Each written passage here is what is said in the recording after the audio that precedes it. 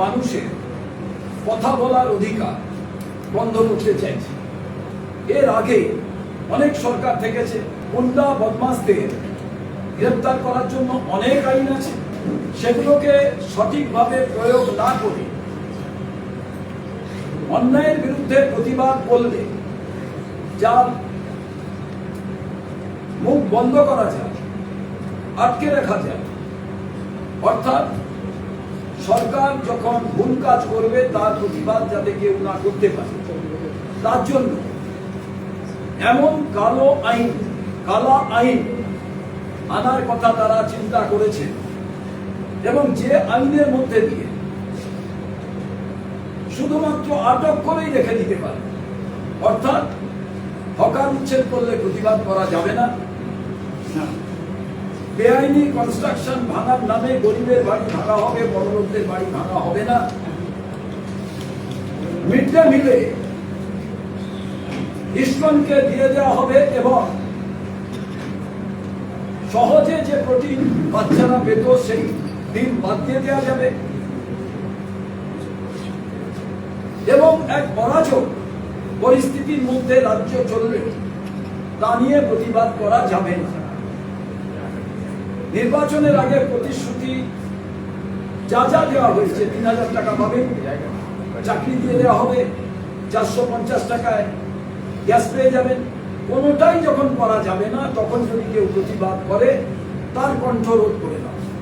তো কণ্ঠরোধ করতে গেলে কি হবে? একটা ভয়ের বাতাবরণ তৈরি করে। অনেকগুলো আইন আছে, তাতে গ্রেফতার করা যায়, তাতে আটক করা যায়, গুন্ডাদের সংশোধন করা যায়, গুন্ডামি বন্ধ করা যায়, কিন্তু স্বয়ং যখন সরকার এটা ভাবে আমি গুন্ডা দমন আইন নিয়ে আসবো,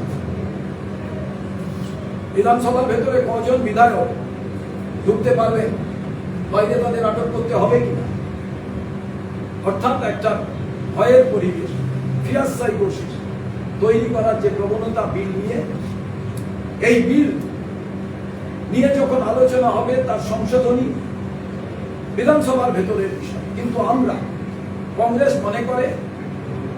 যে কোনো বিষয়ে পারদর্শী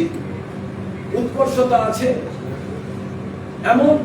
অভিজ্ঞ মানুষদের দিয়ে এই বিলের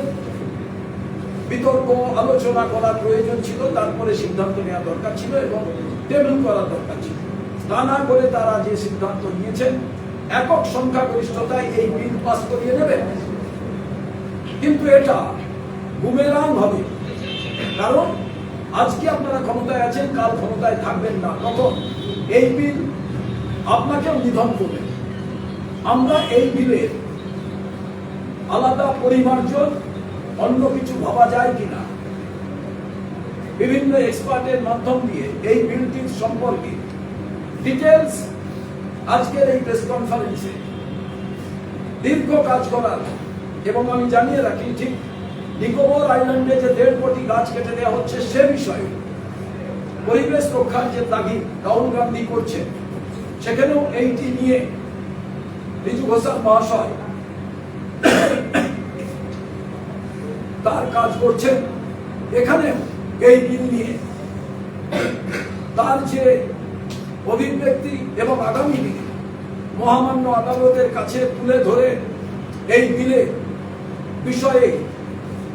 যাতে এই কালো কানুন যাতে এই কালো বিল না মানুষের জীবনে একটা অন্ধকার ডেকে না আনে, তার বিষয়ে যে তৎপরতা আমরা গ্রহণ করব, আইনগত দিক থেকে